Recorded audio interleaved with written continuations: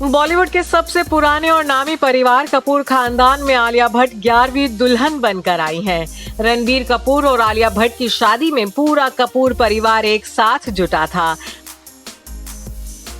दिवंगत अभिनेता शम्मी कपूर की पत्नी नीला देवी भी रणबीर और आलिया की शादी में खास तौर से शामिल हुई थीं। बता दें कि नीला देवी रिश्ते में रणबीर की मॉम और आलिया की सासू मां यानी कि नीतू कपूर की चाची सास लगती हैं। ऐसे में नीला कपूर रणबीर आलिया की शादी में परिवार के सबसे बड़े सदस्य के तौर पर शामिल हुई।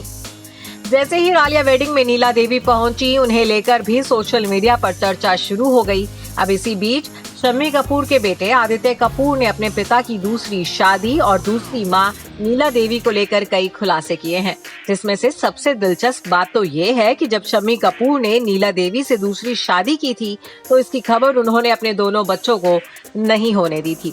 वो अचानक अपनी दूसरी पत्नी को घर ले आए थे और बच्चों से मिलवाते हुए कहा था कि ये तुम्हारी नई माँ है। इस बारे में आदित्य कपूर ने बात करते हुए बताया कि मां गीता बाली की मौत उनके परिवार के लिए किसी हादसे से कम नहीं थी। याद दिला दें कि शम्मी कपूर और गीता बाली ने साल 1955 में शादी की थी, लेकिन ये खूबसूरत जोड़ी तब टूट गई थी जब गीता बाली चेचक की बीमारी का शिकार होकर दुनिया छोड़ गई थी। जनवरी साल 1965 में गीता बाली का निधन हो गया था। आदित्य कपूर के मुताबिक मां की मौत से उन्हें और उनकी छोटी बहन कंचन को गहरा सदमा लगा था, लेकिन सबसे बुरी हालत तो उनके पिता यानी कि शम्मी कपूर की हुई थी। वह संभाले नहीं संभल रहे थे, यहाँ तक कि उन्होंने फिल्मों में काम करना भी छोड़ दिया था। ऐसे में राज कपूर की पत्नी कृष्णा राज कपूर ने उनके टूटे परिवार को संभाला था। वो शम्मी कपूर और बच्चों को अपने साथ अपने घर ले आई थी। 6 महीने के बाद शम्मी कपूर ने वापस काम पर जाना शुरू किया था। वहीं आदित्य कपूर ने पिता की दूसरी शादी को लेकर भी बात की। उन्होंने बताया कि वो अपने पिता की दूसरी शादी से पूरी तरह अनजान थे। तब उनकी उम्र 13 साल की थी। आदित्य ने आगे बताया कि वो तब अपनी आंटी कृष्णा कपूर के घर पर ही थे। पापा की शादी कहीं और सुबह के वक्त हुई थी।